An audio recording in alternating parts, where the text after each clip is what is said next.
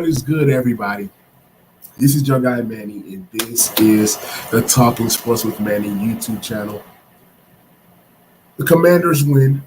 We defeat the Philadelphia Eagles, who were 8-0, and they had all this hype. They were talking all this trash, about how good they are, and there were people talking about an undefeated season for the Eagles, but we beat the Eagles. Let me put this hat on real quick. You know what I'm saying? I got to represent, and I got to represent well. Got the Kerrigan jersey on. Not only that, I got my guy Hans in the building, man. What's good, brother? What's good? What's good? What's goody, man? How you doing, man? Everything Hey, good? I'm doing good, man. I'm feeling good, feeling great, man. Feeling good, feeling great. Funny thing is, I said to myself last night, I said, look, if the Commanders win this game, I'm going to buy some Commanders gear. So now I gotta buy some Commanders gear. I didn't buy Washington football gear. We were the Washington football team. I see the chain. I see the chain. I see you, man. I see you. So I said I was not gonna buy Washington football gear. Mm-hmm. They weren't bad. I just, because I knew they were, name change and all of that. So eventually I will get some Washington football gear as well. But I am Washington Commanders gear. I believe that we won this game. To be honest, I had the mindset, and I'm going to be real, I had the mindset that we were going to lose 45 to like 12 or something like that. Because they haven't given us any reason to say we can dominate or even beat a pretty good team. Here was my keys to the game. I got to pull up my keys to the game. I did a pod before this game, right? And I wrote down my keys to the game. But give me your reaction. What is your reaction after this big win by the Commanders? No, I think it definitely put the NFL on notice. I agree with you. First of all, about the gear, we knew it wasn't going to be Washington football team, so I don't blame you. I didn't buy any of that gear. But I was like, hey, man, if this was going to be the name, I might as well get a shirt or two. Like I told you before, I live in Miami. It's not easy to get my hand on gear. So some of the boys from one of the group chat I'm in, they looked out and they got one and they sent it to me. I paid for it and stuff. But about the game itself, I agree, man. I wasn't too optimistic about winning with the offense that the Eagles have been putting on, how they've been dominating everybody.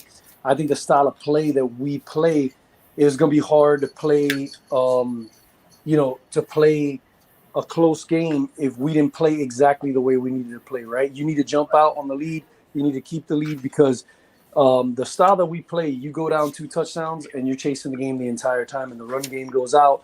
And we all know how Scott has been in the past when it comes to the run game. He doesn't really fully commit all the time. Right. But the formula kept working because we stuck with it. But I think we definitely put the NFL on notice. Now looking back at the Vikings game, it kind of sucks that we blew that 10-point lead because that would be 5 wins in a row.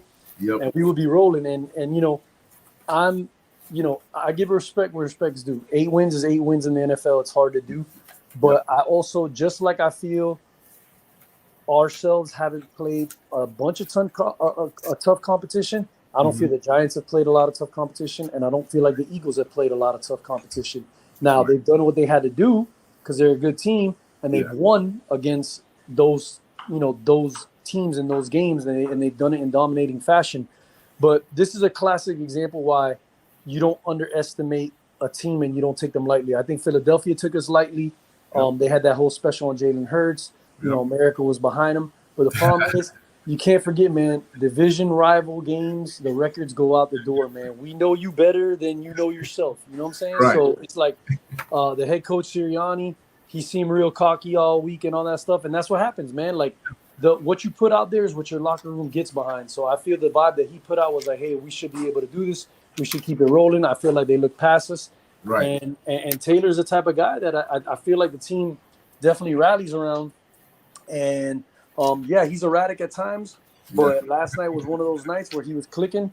And what I love, man, the most about him compared to a guy like Wentz is the fact that he understands get Terry the ball. You don't sign a guy for that much money, man, and then not get him the ball all year and not have games like that. Like the man, we got weapons like Samuel, who did a really good job last night. Dotson, who just him being out there, it helps our offense, even if he didn't get the ball a lot. So it's like there's no excuse anymore to double Terry. And even when they did last night, and even when they have in the past with the terrible quarterback play that we had, Terry still shows he can make plays and he's hard to stop regardless. So now we should be looking for him all the time. The only thing about the offense that I wish that we could get going a little bit more, because the run game was going and the passing game was going, is I think we need to, and it's been due to injury, but we need to definitely get tight ends involved more. If we can get that aspect going and get a full complement of our offense rolling at the same time, I think it's going to put a lot more pressure on teams. And a tight end is important for a guy like Taylor, who only throws 15, 20-yard routes, Right. Because that's a safety valve. It's a mismatch underneath. You're getting more weapons to be able to play well to what his strengths are, which is keep the ball close to the line of scrimmage, not worrying about stretching the ball downfield. And if you're throwing underneath, safety's going to come up, they're going to bite, and eventually you're going to get those one-on-ones with Terry. And when he's 20 yards deep, you could already let it go for a deep ball. He catches it 30 yards out, and then whatever he does with that yak is just a plus for us, Right. And people get mad at Terry. I mean, not Terry, but Taylor, and say he can't throw the deep ball. To me, a deep ball is 40 yards. Like, I know he can't throw 70 yards. 40 yards is enough. If you can get a pass 40 yards and the guy's in stride, he can do the rest. So he doesn't need to throw 50 yards, doesn't need to throw 60 yards. He just needs to throw a accurate enough pass. Like that beautiful pass he threw to Terry, that was about 40. It was about 40. It was dropped in the bread basket. I mean, it was so perfect. And it looked like a throw that Carson Wentz can make. We know that Wentz can make those throws at ease. But the thing with Wentz is he's not as smart as Taylor is. If you look at the numbers of sacks between these two guys, the last time the Eagles played us, right, they sacked Carson Wentz, maybe was it 9 times or something? 9 times. Yeah, 9 times. So they tried that mess over here. They couldn't do it. Number one, now you're seeing Taylor Heineke with all of his weapons, right? The reason why the tight end doesn't get involved is because you got J.D. McKissick when he's healthy. You got Antonio Gibson, and then you have also Curtis Samuel, who are also doing some of those intermediate things. So it's like Logan is there too, but it's like he has so many options, and I think Taylor's so selective on where he's going, but he knows that when you need a big play, you go to Terry. He did it in the Indianapolis game. He did it in the Packers game, and he did it in this game several times. If you look at the target share, it was crazy. It was like Terry had like all the targets and everybody else had like 1 or 2. I mean, it was bananas. But you knew that they couldn't stop him. Absolutely. And he was open, so you got to go to your bread and butter. It just made sense. And when you throw it and you catch it, you got to keep throwing it until he stops catching it. So he was hot. We was tearing up Slay. Slay's supposed to be this great corner. He's good. He's good. But Terry is better. I mean, Terry loves that matchup. And the thing is, when you see Terry, even against Jaire Alexander, who I respect, I think he's one of the better corners, one of the best corners in the league, he dominated against him. So we know how good Terry is. It's just that we never had that consistent quarterback that can elevate Terry's play. But one thing that we do know is that Taylor Heineke knows where to go with the ball. Now, sometimes he is looking at McLaurin too much and not looking at elsewhere. But he knows if it's 1-on-1 and you throw that ball up, even Terry said it yesterday, he gives us 50-50 balls. Terry catches them. Curtis has made some great, people think Curtis is just a slot guy. I have seen Curtis go up and catch some passes this year that have been impressive, including that game when he had that 50-yard, touchdown from Taylor. I mean, so Taylor brings that excitement. There was some tangible plays that makes you say, you know what, this guy's smart. That high snap, he gets the ball, quick thinking, throws it out of bounds. Mm-hmm. Carson Wentz is going to trip on his own foot, and it's a touchdown for the Eagles. Another interesting play was when he took that knee. He took the knee. He was like, you know what, first of all, let's keep this clock running. So he took the knee, and people usually don't take a knee. The defender didn't know what was going on. Matter of fact, he was hit by 2 guys, So talk to me about that play. Like, what was your mindset when you saw him take a knee in that position, not throw it away, take a knee? I mean, that was huge. It was. And I'm going to tell you right now, to me, I judge a player off growth, right? Can you show me that you can grow? Mm-hmm. And why that showed me so much growth is because we all know that Taylor's biggest strength and weakness is that he's got that Favre in him, right? He's a gunslinger. Yep. And when something like that happens, usually players like that, they're still going to live and die by it, and they're going to try to force it and get a first down. But he understood the time management. He said, you know what? We have a lead. My defense has been playing lights out. So instead of forcing the first down, hey, we'll punt it. And where we were in the field, even if you punt the ball, you're pinning them deep. They have to go the length of the field. So that's having typical awareness, a great awareness of the game, the field management, where you are, and all those things. And you know, the thing that really pisses me off about a guy like Carson is like, look, man, you're a pro. You started way more years and way more many games than Taylor has. Mm-hmm. And, okay, you're new to our team. I get that. I understand. It takes time to build connections with people. But you also have been in the league. You see what a guy like McLaurin, he's proved himself. Why do you throw him the ball? Yeah, exactly. The man has shown, first of all, you got a cannon of an arm. The man has shown you that he has played great consistently for years with terrible quarterback play, made plays, whether it's double coverage, single coverage, no matter what it is, get him the ball. And that was one of the most frustrating things. But you know what, though? Here's my rebuttal to that. And I could be wrong. I could be totally wrong. Remember, Terry had a contract situation. Yes. Time of getting used to it in camp and all that. And I get that. So, but the wise thing for Wentz to do is say, hey, Terry, I know that you're working on your contract, but can we meet?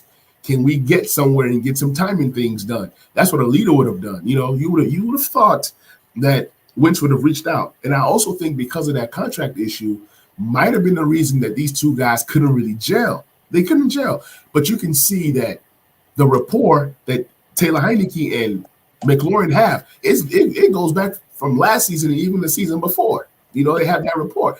And Taylor Heineke knows that if he goes there, he's going to catch it. Taylor Heineke hasn't really built a rapport with Curtis Samuel yet, right? He hasn't really built a rapport with some of these other guys, even De'Ami Brown maybe a little bit. But it's like he knows, yo, I'm trying to keep my job. I'm trying to elevate my game. I know where to go. And if I go here, I trust him because he's bailed me out a few times when I throw crazy passes up in the air with my eyes closed. I know he's going to jump up, catch it, put his body in harm's way. And he's done it over and over and over again. Absolutely. At the end of the day, Manny, you got to go to your best players, man. And you're absolutely right. And I already thought about that before I even said that statement about him having to hold out with a contract. But it goes back to what I was saying before that point. You have been a pro in this league. You have seen Terry do it for 4+ years. Yep. Like, make that rapport happen. When he start feeding him the ball, practice, throw to him. You know what you got in him. You got a weapon that you're not going to have on any other team. Not only that, we've all said this before. The thing with Carson, this is the first time he's had the best weapons he's ever had in the NFL. In the Colts, he had Pyramid.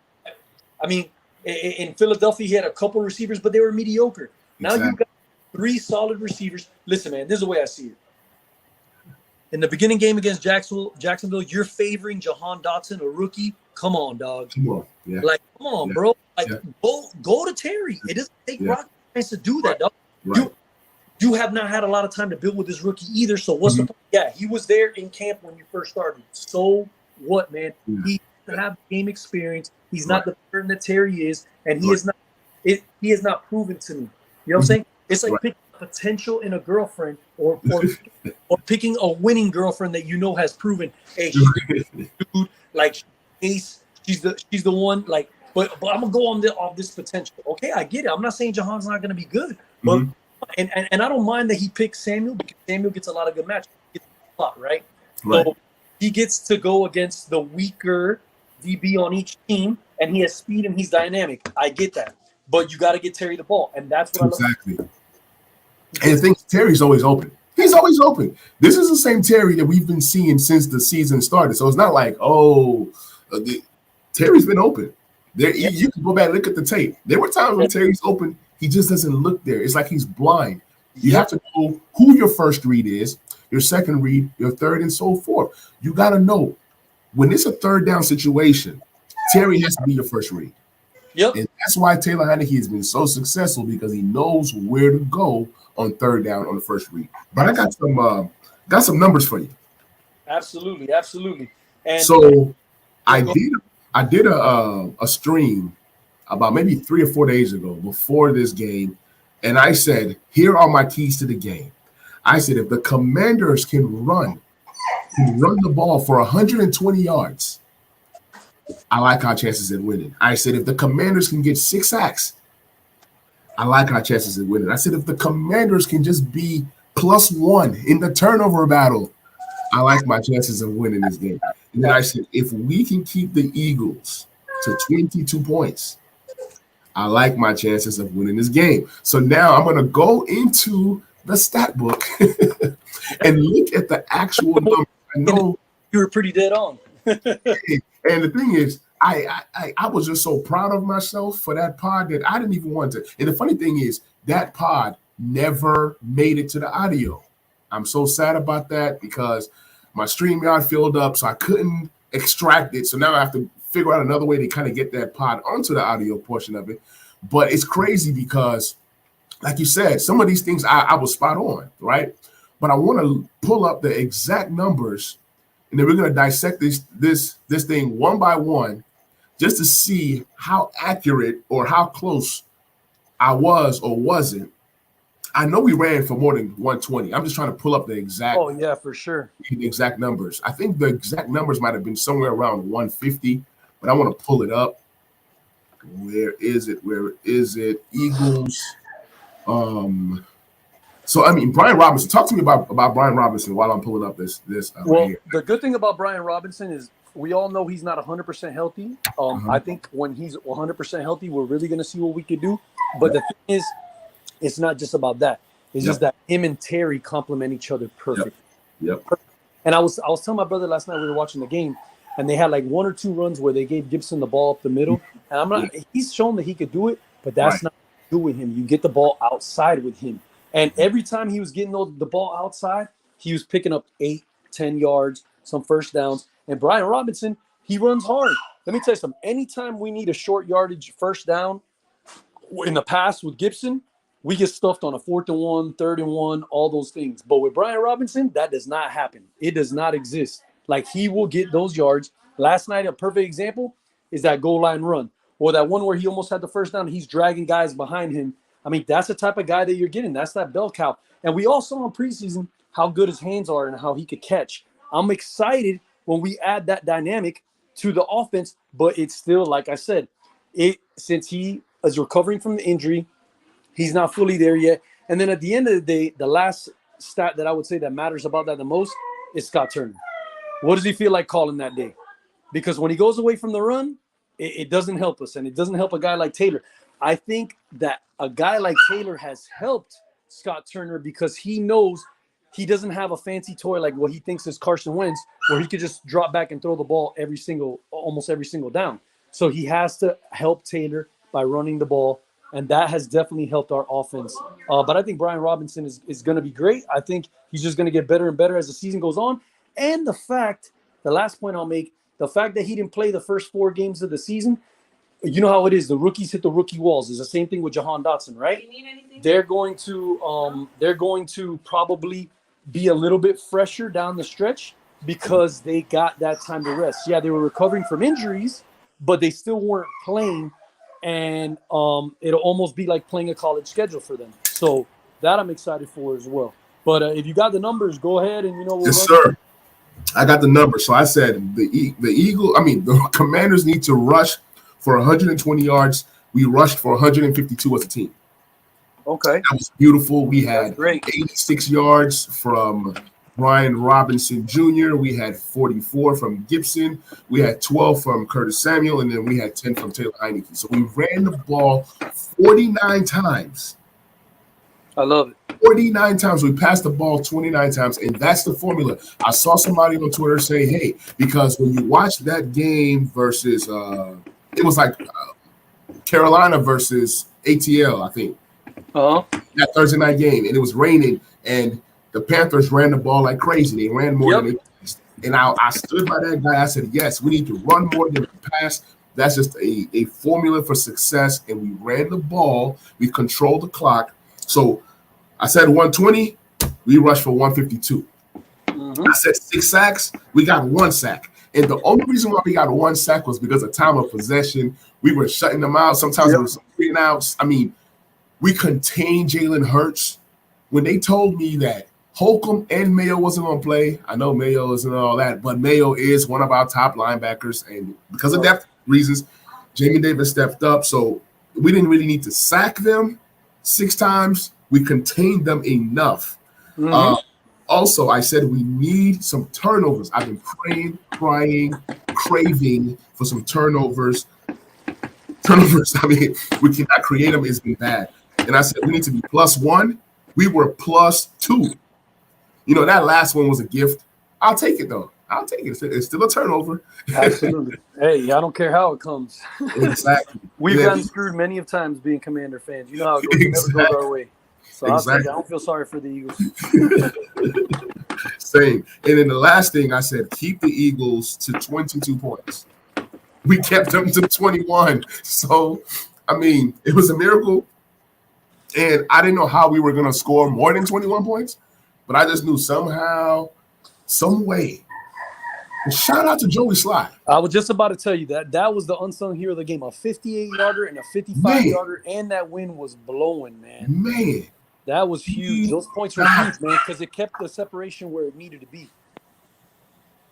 I mean, even the one right before halftime, like, you know, we were trying to run a little 2-minute offense, and I'm like, look at us running the 2-minute offense. We never run no 2-minute offense. And nice. From our own, I'm like, I don't know about this. Somehow, some way, we said, okay, we're gonna kick this field goal. And to be honest, I'm like, man, we're about to miss this thing. He knocks it down. And that was one of the most exciting plays. Like, that kick was more exciting than the touchdowns, to be honest. The touchdowns were like, yeah, touchdown. Manny, when in the hell do we, being a Commanders fan, do we even make 50-plus yard field goals, let alone a 58-yarder? Man. Like, that's how you just know it was to be our night. Like, when Juice got burned, and I was like, oh, man. Right. And he got up, and he stripped the ball, and we picked it up. I said, oh, this is just one of those nights. We're just meant to win it.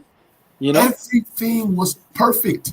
Jamin Davis, he face maxed the guy, right? It didn't get called. It didn't get called. Usually they get called on us. So this is yeah, for sure. So he's holding the guy, but I didn't even care about that. What I wanted was for somebody to come and crush Goddard. I love Goddard. He's my fantasy tight end.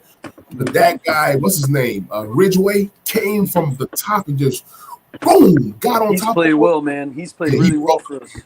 Yeah, he broke Goddard. He's out for like 4 weeks or something like that. A couple weeks, yeah. Yeah, and man.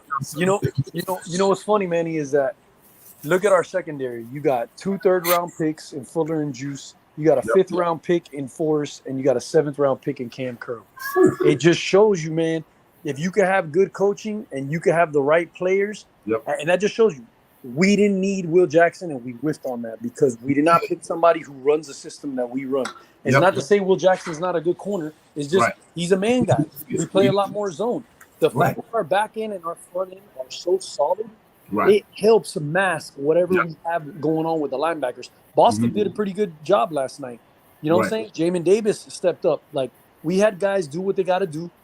And I don't know if we'll get Cole back this week, but if we do, it's all going to come down to if the offense can be, there's something we've said many of times, if they can be middle tier of the NFL, we can win games because our defense is that good and they keep us in games, man.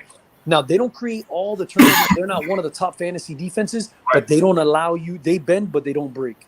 Right. And here's what I want out of the offense. Like you said, you want them to be middle tier. They don't have to be the best.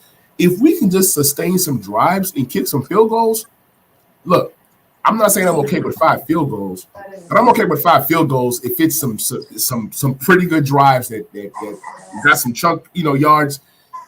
I mean, the problem with the offense was it was too many 3 and outs. It was too many slow starts. How this game started, come on. We fumble right there. They score. They're getting excited. They're like, oh, yeah, we're gonna dominate these guys. Then they come back like, I think after that score, we drove, right? We drove, like, was 15 play, 7 minutes, something like that, 8 minutes, and we scored. That was like the confidence builder. Like, man, we might have a chance. Then they come and score. Then we come back. We had 5 straight scoring possessions. That's crazy, man. And that's what it's about. It's not about. It's not about punt. Punts. And Tressway is the guy we see more in every Redskins Commanders game than anybody ever. And it was like you didn't even notice him last night. He was never on the field. He didn't punt until like late third quarter or something like that. So, I mean, what I was seeing was just amazing. Like, I was in shock. We made plays on third downs. We converted third downs, and we stopped them on third downs. That never happens. It was like Space Jam. When you touch the ball and we turned into something that we haven't been. Like, I have never seen this team. Like, it's been a long time since I can say we've gotten a win like this. Mm-hmm. And you know what happens with that, Manny? It's a very simple thing, and it's something that people don't think about. Mm-hmm. It all comes down to that the team believes in Taylor Heineke. Yep. He has made them bring their confidence to where they feel that they can win games. Mm-hmm. The defense is still playing at the same level, but what he's doing is that he's elevating the offense. And at the same time as he's elevating the offense, he's elevating the whole vibe of the team. And the defense wants to go out there and say, hey, let's stop him. Let's give the offense another chance because they're going to be able to score. Now, if our defense could keep getting turnovers, they're going to be scary. Because like I said, they don't get turnovers, but if they do, and then if they start turning those turnovers into scores, whether it's on offense or they just pick it up and just take it to the crib. Even if it's a field goal, I'll take that. Like, can we get a short field? It's points or points, man, and you need it in the NFL. It's like, can we get a short field? Like, because we don't get it from special. Like, bro, every time Dax Miller gets the ball, even yesterday when he got that punt, like, I was praying. I was like, please don't fumble. Please don't fumble. Please don't fumble. I mean, because, anything can happen. Like, I was not comfortable with the game until it was done. Like, until it said 0-0-0. Yep. Even when they had the ball, they can throw a 90-yard pass and then they win. Those are the types of things that happen to Washington. Like, we've had so many Hail Marys converted on us, right? In the past couple of seasons. So I'm like, I said, I'm not going to celebrate. I'm not going to talk trash. I'm not tweeting anything. I'm not texting nobody until it says 0-0-0 and Commanders win. So it was real interesting. But one thing that I love about Taylor Heineke is that when you look at him, he's a likable guy. He's a leader. He celebrates everything. When the field goal went in, he was like, yeah, hands up. When, he got hit first down, he's excited. He's like, pumping everybody up. The crowd that we had there were excited. The team was excited. You can see Chase Young, like, he's excited. Like, he wants to get out there. He's coming out there to play the Houston Texans next week. That can be a game that can be a trap if we're not careful. I think we need to come with the same intensity. We need to look at the Texans like, yo, these guys are 9-0. These guys are undefeated, so we can come out with that same fire.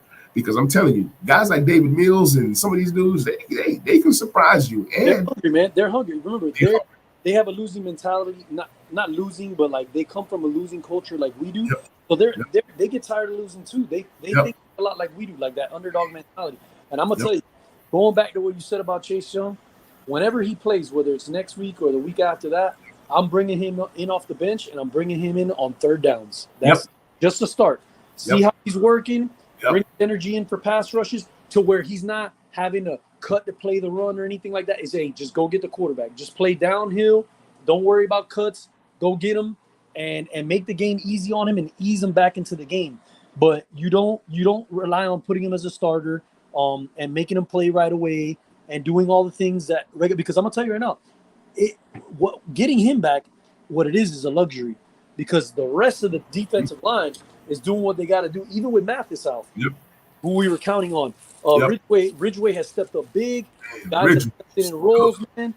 Payne is playing for a contract year. We got to find a way to keep him, but he's playing huge. Him and Allen are playing well. Like, we just got to keep doing what we're doing, and we should be able to compete, man. But I'm going to tell you, if we want to take this next step and be a winning team and turn this season around for real, we need to send a statement against the Texans, and we need to dominate.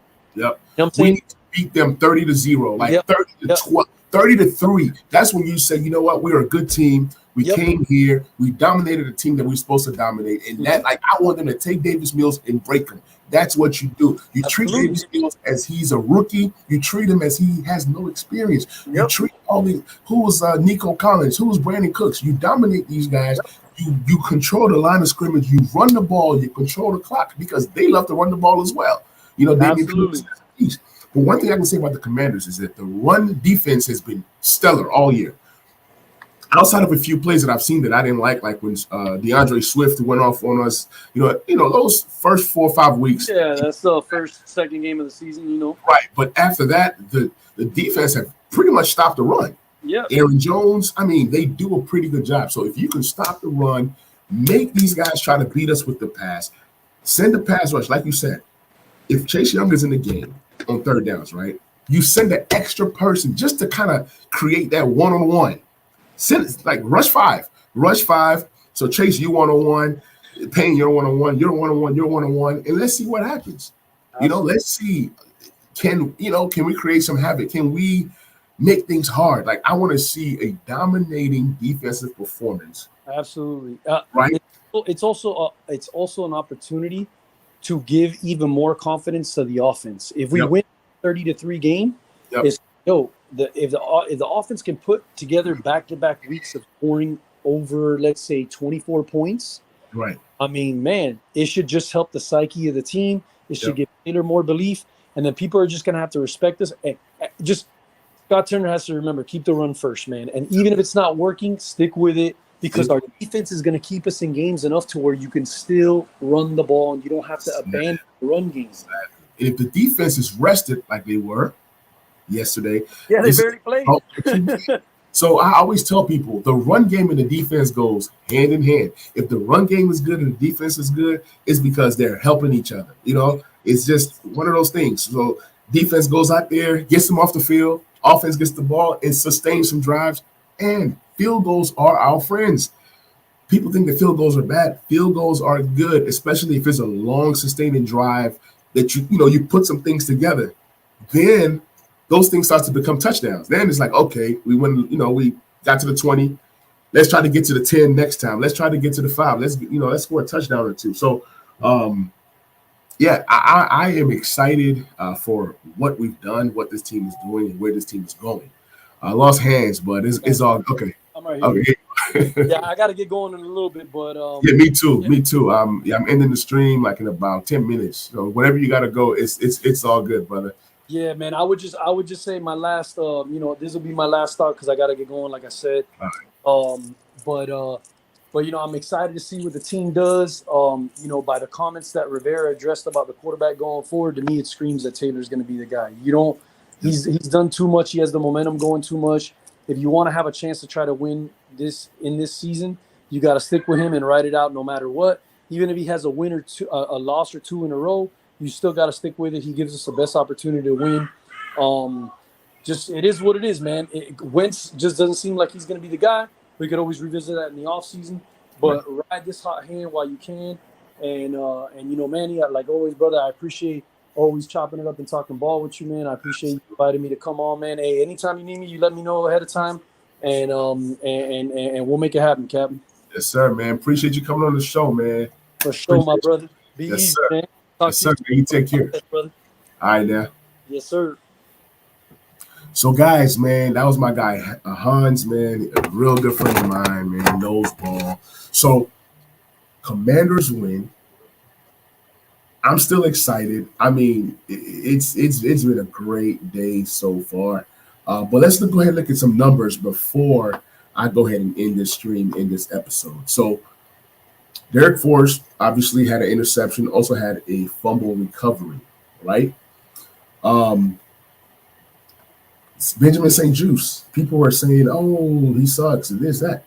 I'm like, are you watching the same game that I'm watching? Benjamin St. Juice is a dog. Like, he dominated, okay? He dominated. Sometimes he got beat, but guess what? He just continues to make plays. Like, there was a time when Jalen Hurts tried to run and gain some yards, and then Benjamin St. Juice came in there and smacked him in the mouth. So Benjamin St. Juice he's big, he's physical, he's fast, he's a good tackler. Derek Forrest needs to get on the field more. Derek Forrest and Cameron Curl, amazing. Bobby McCain plays some slot. Jamin Davis, man, led the team in tackles, 9 tackles.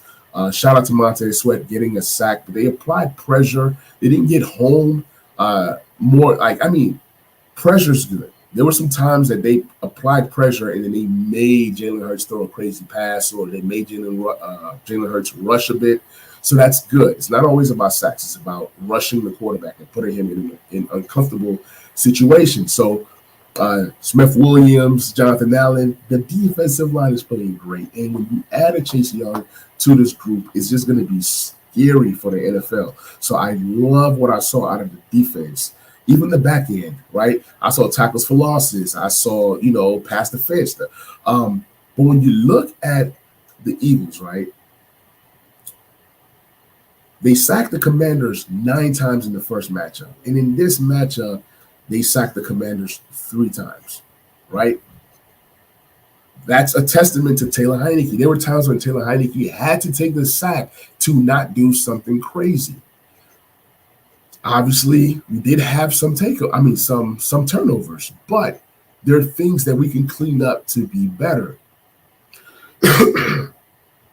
Seeing guys like Ridgeway step up, causing a fumble. Seeing St. Juice causing a fumble.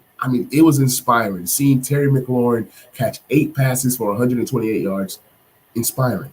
These are the type of things that when you build these habits, things get better. Now, out of the 25 targets or the 25 targets that were split around for the team, Terry had 11. He caught 8 of them. Curtis Samuel had 4. Logan Thomas had 4. And both guys caught 2 passes each. Everybody else has had 1 target. Gibson had 3 targets, caught all 3. So you can kind of see where Taylor Heinicke was going with the ball. Like almost half of his attempts went to Terry. Terry made plays. Slade was guarding Terry. He couldn't guard Terry. So these are some of the things that we need to build upon. Now, in the next game, if they take Terry away, then guess what? Then you got Curtis Samuel. You have Jahan. You have De'Ami Brown made a heck of a catch. He made a diving. He was sliding down, caught a 15-yard pass. So shout out to De'Ami Brown. Jahan Dotson caught a pass. So people stepped up. I saw Cam Sims in the game a few times, but he didn't do anything. I thought he was actually going to get a target. He didn't. So love the offense. I love that we ran the ball 49 times. We already talked about that. Shout out to Brian Robinson, man. 86 yards rushing. Like you say, well, he ran 26 times for 86 yards. There were times when he had to run the ball, and the Eagles knew that he had to run the ball. And it's just one of those things. His yard per carry was better on average, but as the game wore on, there were times when you just had to run the ball. Like, at the end of the game, like you run the ball, they stack the box, you get like a yard, and they call a timeout. So shout out to Brian Robinson, man. There was a time when he ran through the middle and he carried like 8 or 9 guys. It felt like 8 or 9 guys. There was a time when he rushed, he looked at the goal line, stretched, in, boom, touchdown. Shout out to Antonio Gibson. He took care of the ball. I was a little nervous at times, but he did his thing. 14 carries, 44 yards. So as a team, we averaged 3.1 yard per carry, but it doesn't matter. We ran. It was volume running. Like we ran 49 times for 152 yards. I'll take that any day of the week. And then we had 2 rushing touchdowns as well. People look at Taylor Heinicke and say, "Oh, well, he didn't have a touchdown. He didn't have an impact in this game." What? He made smart plays. We already talked about those plays. The intangibles. High snap. He gets the ball, throws it out of bounds, takes a knee, draws a roughing the passer. Things like that. Shout out to Tress Way. We didn't need him much, but Tress Way made plays. Penalties were our friends. Remember, roughing the kicker.